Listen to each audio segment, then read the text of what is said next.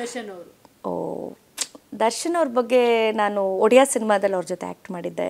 So ಹೌದು. So ಹಾಗಾಗಿ ದರ್ಶನ್ ಅಂತ ಅಂದರೆ ನನಗೆ ಒಂಥರ ತುಂಬಾ ಇಷ್ಟ ಆಗುವಂಥ ವ್ಯಕ್ತಿ. ಯಾಕೆಂದರೆ ಅವರು ಕೂಡ ಹಾಗೆ ಇರ್ತಾರೆ ಹೆಣ್ಮಕ್ಳ ಜೊತೇಲಿ. ಮೈಸೂರಲ್ಲಿ ನಾವು ಶೂಟಿಂಗ್ ಮಾಡ್ತಾಯಿದ್ವಿ, ಹಾಗಾಗಿ ಅವ್ರನ್ನ ಭೇಟಿ ಮಾಡಿದ್ದೆ. ತುಂಬ ಸರಳತೆ ಇರುವಂಥ ವ್ಯಕ್ತಿ, ಗೌರವಯುತವಾಗಿ ನಡ್ಕೊಳ್ಳೋವಂಥ ವ್ಯಕ್ತಿ. ಒಂಥರ ತುಂಬ ಇಷ್ಟ ಆಗ್ತಾರೆ. ನಮ್ಮ ಇಂಡಸ್ಟ್ರೀಲಿ ಒಂಥರ ಹ್ಯಾಂಡ್ಸಮ್ ಹೀರೋಸಲ್ಲಿ ಅವರು ಕೂಡ ಒಬ್ಬರು.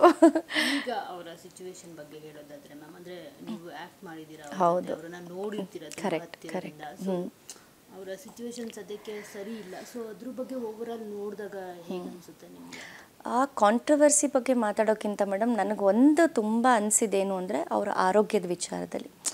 ಯಾಕೆಂದರೆ ನಾವು ನೋಡ್ತಾ ಇದ್ವಿ ಮಾಧ್ಯಮದಲ್ಲೆಲ್ಲನೂ ತುಂಬ ಅವ್ರಿಗೆ ಹೆಲ್ತ್ ಇಶ್ಯೂ ಇದೆ ಅನ್ನೋವಂಥದ್ದು.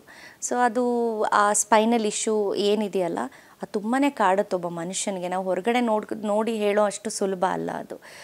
ತುಂಬಾ ಚಿಕ್ಕದಾಗ್ಬೋದು, ಡಿಸ್ಕ್ ಬಲ್ಜ್ ಅನ್ನೋವಂಥ ತುಂಬಾ ಸಣ್ಣ ಇದಾಗ್ಬೋದು, ಬಟ್ ತುಂಬ ಕಾಡುತ್ತೆ. ಆ ನೋವಿದೆಯಲ್ಲ, ಅದು ನನಗೂ ಅನುಭವ ಆಗಿದೆ. ಹಾಗಾಗಿ ಆದಷ್ಟು ಬೇಗ ಅವರು ಆರೋಗ್ಯದ ಸಮಸ್ಯೆ ಎಲ್ಲ ಸರಿ ಹೋಗಲಿ, ಆದಷ್ಟು ಬೇಗ ಮತ್ತೆ ನಮ್ಮ ಇಂಡಸ್ಟ್ರಿಗೆ ಅವ್ರು ಕಮ್ ಬ್ಯಾಕ್ ಆಗಲಿ. ಯಾಕೆಂದ್ರೆ ನಾನು ಹೇಳಿದಾಗೆ ನಮ್ಮ ಕನ್ನಡ ಸಿನಿಮಾ ರಂಗದಲ್ಲಿ ಇರೋವಂಥ ಕೆಲವು ಹೀರೋಸ್ ಅಷ್ಟೇ, ಅದರಲ್ಲೂ ದರ್ಶನ್ ಅಂದರೆ ಅವ್ರಿಗಿರೋವಂಥ ಅಭಿಮಾನಿಗಳು ಸಮುದ್ರದ ಹಾಗೆ. ಹಾಗಾಗಿ ಅವರೆಲ್ಲರೂ ಕಾಯ್ತಾ ಇರ್ತಾರೆ. ಅದರ ಜೊತೆಗೆ ನಾನು ಕೂಡ ಒಂದು ವೆಲ್ ವಿಷರ್ ಆಗಿ, ಅವ್ರ ಜೊತೆ ಒಬ್ಬ ಸಹನಟಿಯಾಗಿ ನಾನು ಕೂಡ ಆದಷ್ಟು ಬೇಗ ಗುಣಮುಖವಾಗಿ ಎಲ್ಲ ಅವ್ರ ಮೇಲಿರುವಂಥ ಆಪಾದನೆಗಳಿಂದ ಮುಕ್ತಿಯಾಗಿ ಹೊರಗಡೆ ಬರಲಿ ಅಂತ ನಾನು